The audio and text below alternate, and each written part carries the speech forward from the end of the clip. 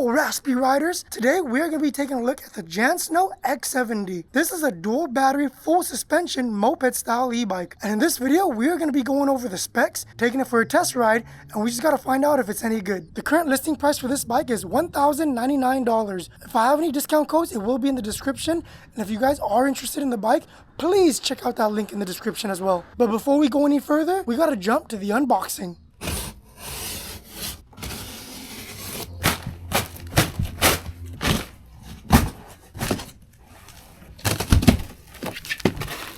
Ooh, look at that color.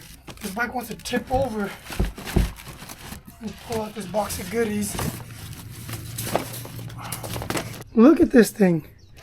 This is like a cream color with a brown seat. Oh, that's sexy.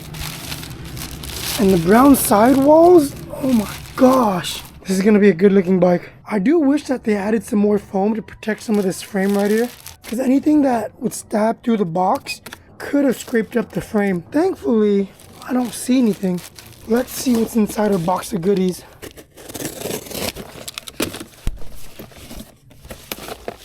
We have our headlight, a bicycle and motorcycle phone support. So I guess this is a phone holder.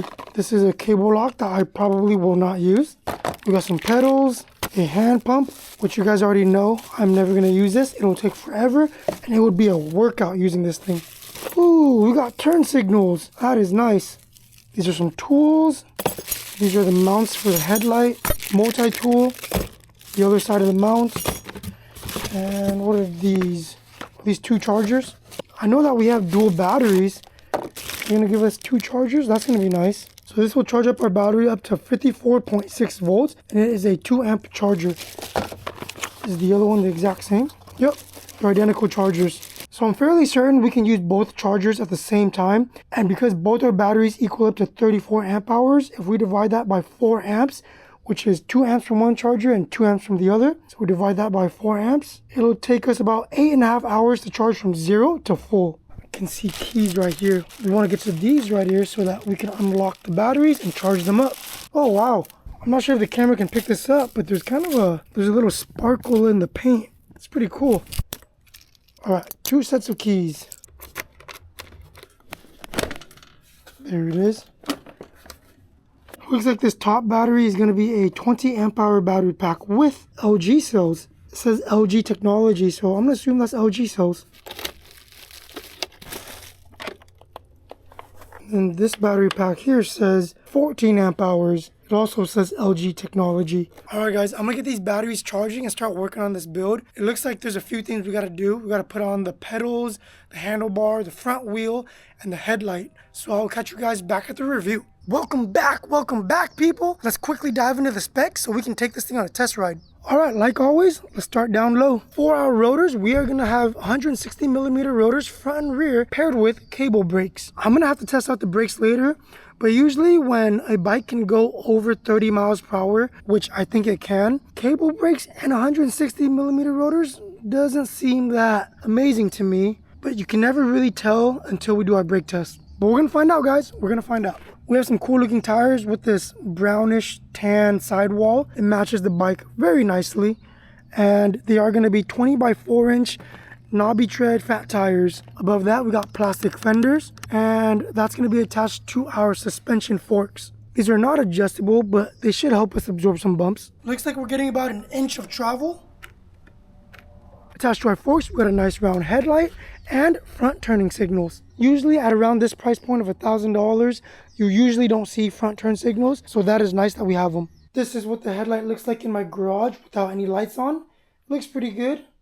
Let's see it against the wall. It's a nice headlight. Let me point it down a little bit. Let me turn it on and off. Yeah, it's got a nice beam to it. I like this headlight a lot, and it looks pretty bright. This is what the front turn signals look like. They definitely look good to me. Yeah, this is one of the better setups in terms of the front lights. Coming up to our handlebars, we have some ergonomical rubber grips. They feel super grippy. And we have our cable brake levers. Right next to our grip, we have our turn signals and our horn button. That is actually very loud. I think cars, pedestrians, and cyclists will all be able to hear you. For our display, we have a non-colored display, but it gives us everything we need. It shows us our miles per hour, our pedal assist levels, our battery bars, which we have 5 out of 5 batteries right now, and our odometer. Even though this display is not colored, it is very visible during the daytime. Coming over to the right side, we have our standard 7-speed Shimano shifter. Like I said earlier, I think this bike can go over 30 miles per hour, so we're probably not going to use the shifter because most likely we're not going to be pedaling much. And right over here, we have our half twist throttle. Coming to the frame right here, you can see we have 2 battery packs. They can't actually run together because there is some sort of battery balancer or blender inside that will combine them both. What happens is that it will use the battery that has the higher charge first, and then once they equal out in voltage, it'll drain from both of them. And I absolutely love that they use that type of blender because you do get more range when the batteries are working together versus using one and then switching it out to the other once you run out. Both these batteries combined gives us 48 volts, 34 amp hours. The listing says the estimated range between these 2 batteries is about 75 miles, which is possible if you use pedal assist, but with throttle only, it's probably not likely. But you will still probably get some pretty good range because of these 2 batteries. Behind our top battery right here, we have a decently long saddle. This is going to be long enough to where you can scoot back if you wanted to extend your legs some more, but I don't think this is long enough to ride 2 people. At least not very comfortably. I'm 5'6" with a 28-inch inseam, and this is what it looks like when I'm sitting on the seat. I'm pretty much on my toes, and I definitely cannot flat foot this bike. The recommended rider height is going to be from 5'3" to 6'4". Honestly, if you're 5'3", I don't know if you're going to be able to touch the ground at all. Below our seat, you can see that we have a rear shock. It is going to be Jansno brand, and it does not give us a rating for how much you can support. It does feel very strong. Guys, I can barely feel the rear shock. I can feel it a little bit. It must be like a 1,000-pound shock. Coming to the rear, we have a derailleur guard, our derailleur, our 7-speed freewheel, and we have a 750-watt motor. It says 48 volts, 750. Last but not least, at the very end of our bike, we have our tail light / brake light. This is what the rear tail light looks like in my garage with no lights on. This is the brake light and the turn signals. Alright guys, that's going to be it for the specs. Let's go test this thing on the road. I forgot, there's one thing we need to do before we go on our ride. Check this out. If we go to pedal assist level 5, the highest mode, and we tilt the bike on its side and lift the rear motor, we give it some throttle. It appears the top speed on the display says 15 miles per hour. However, if you look underneath here, I'm not sure if you guys can see it or not, but there is a white wire right here. A white wire connecting to a black wire. Apparently, if you pull this apart, it will unlock the bike. So let's try it. Okay, so I pull those wires apart. Now let's give it a try. Oh, it's showing us 35 miles per hour. All right, looks like we're ready to go. All right, guys, we are outside on the Jansno X70. We're currently on pedal assist level 1, and on throttle only, we are getting about 11 miles per hour. It says 10 miles per hour on the display and 1 mile per hour on the GPS. Let's go to mode 2. Okay, mode 2, we're getting about 16 miles per hour. Let's check out mode 3. We got some pick up and go now. How's the handling? Lean, lean, lean. It's pretty good. Pretty good, even with that battery on top. Okay, so we're still on mode 3. We are getting 21, about 21 miles per hour. Let's go to mode 4. On mode 4, we're getting about 26 miles per hour.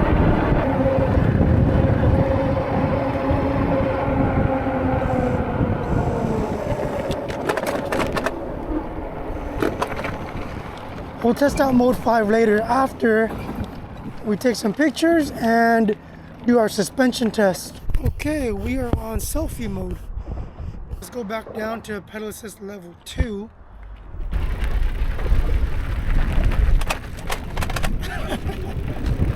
Oh man, that rear shock is stiff. I feel it working a little bit, so it's better than having nothing. This is what my pedal stroke looks like. pretty good, and I can sit further back to extend my legs. Yeah, it works. The shock works. It's a really strong shock, but I still feel a little bit. Ooh, we got a train coming.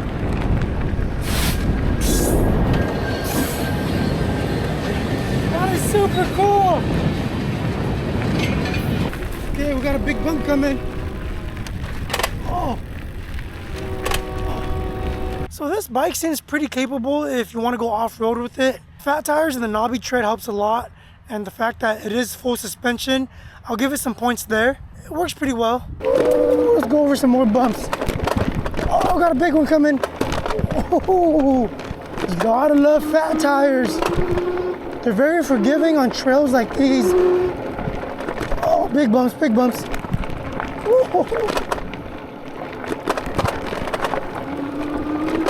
Okay, let's go back on the main road and test out mode 5. We need to get a top speed test going. Okay, once we pass up this garbage truck in front of us, we can do our top speed test.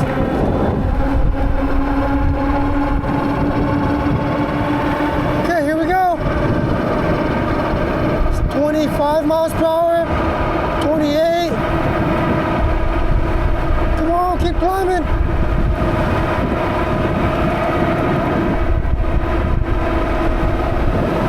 I am getting 28 miles per hour. Oh, we just saw 30. What if I tuck a little bit?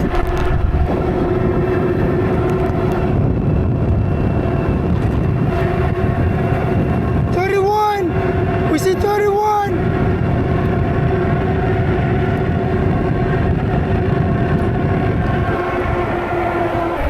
All right, guys, it seems like our top speed is going to be 31 miles per hour. That's pretty solid. Very solid for this price point. I think if you weigh a little bit lighter than me, I'm about 180 pounds. I've been gaining some weight. Yeah, but I think if you're a little bit lighter than me, you probably be able to see anywhere from 32 to 35 miles per hour. So right here to my left is going to be the mall, and that is where we're going to conduct our brake test. It's going to be really interesting to see what happens. Oh man, it looks like they're setting up some kind of carnival. That sounds fun. They didn't take up the whole parking lot, so we can still have some space for our brake test. All right, guys, here's the name of the game. There's a Burgundy Scion TC to my left, and we're gonna go at about 25 miles per hour. Once we reach this white line on the ground right here, we're gonna hit the brakes and see how many car spaces it takes to come to a complete stop. Great brakes will stop within 3 to 4 parking spaces. Average brakes will be 4 to 5, and then anything past 6 means that we might be getting into trouble, and you know, we gotta try to change our brakes. All right, so let's get it. All right, Jansno X70 official brake test. Let's go. It's 20 miles per hour. Come on, come on. 25. Just gonna hold it. Brake.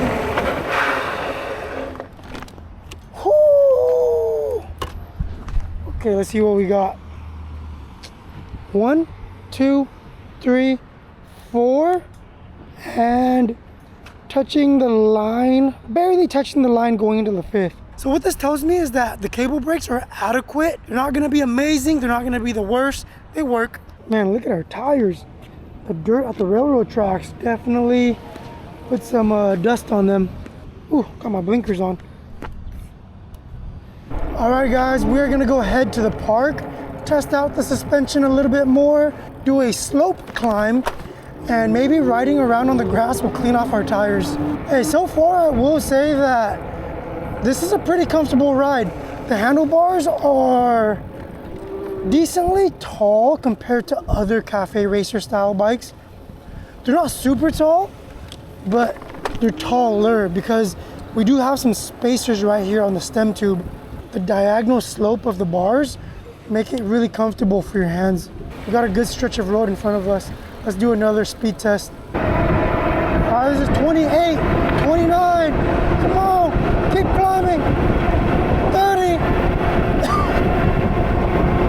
saw 30. 31. Can we get 32 if I tuck?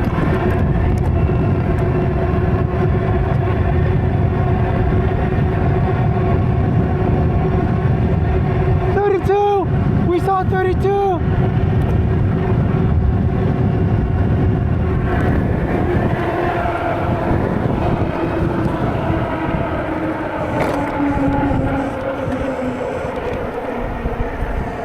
Okay, we saw 32 miles per hour with a full tuck for a split second. Anything over 28 miles per hour at this price point is pretty good in my opinion. On our top battery pack right here, there's a button. If you hold it, it will shine red, green, or blue. Blue means full charge, so we are still good. Okay, I'm not triggering the sensor on this red light, so when it's safe to do so, I gotta run it. Here we go.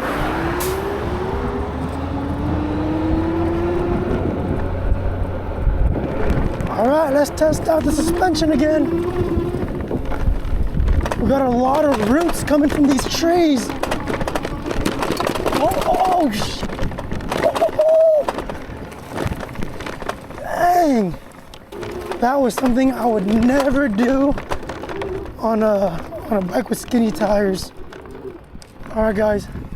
In front of me is a pretty decently steep slope right here.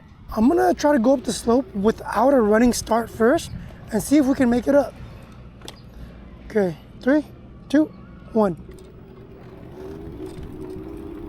Go, go, go, go, go, go, go. Oh, we're going backwards. Nope. Nope, I did not want to go up. Okay, let's do that again and see how it makes it up there without pedaling, but with a running start.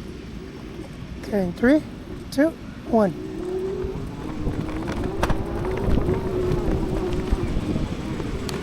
All right, we did it. So if you're going up steep hills, you're probably gonna want to help the motor out by pedaling a little bit. All right, guys, let's wrap up this video with some pros and cons. Do I got helmet hair? As you guys know, we gotta start with the cons so we can finish off on a good note. For me, the main thing that comes to mind when I think that this bike could have some improvements on is actually just the rear shock. I think if they put a softer shock on there, that would make this bike so freaking comfortable, especially if you're riding over bumpy roads or you go on trails a lot. Maybe I'm just not heavy enough at 180 pounds. Maybe someone that's 200 pounds could feel it some more, but I just wish that was a little bit softer. That's all I can think of for the cons. Let's move on to the pros. Obviously, the main attracting points are gonna be the dual batteries and the price point. Usually for moped style bikes, you don't see 34 amp hours of battery at the price point of $1,099. I think this is gonna be an attractive bike for someone that wants this type of styling and to have decent range. The X70 is gonna be great for cruising and cruising for a long time. If you got a lot of hills that are really steep, you might wanna find something that has a little bit more torque. But if your hills are more medium grade, then you can get over them with a running start or by using pedal assist. This bike is gonna shine when it comes to cruising and cruising at far distances because of those dual batteries. I think it is a very strong competitor in the moped style e-bike space because of the long range capabilities of it and just the overall styling. Okay, I'm gonna end this video here. If you guys are interested in this bike, please use that link in the description. It helps me out a ton at no cost to you. And if I have any discount codes, it'll also be there. So if you guys have any comments, leave them down below. Please give this video a thumbs up and a like, subscribe, and I'll catch you guys in the next one. Peace.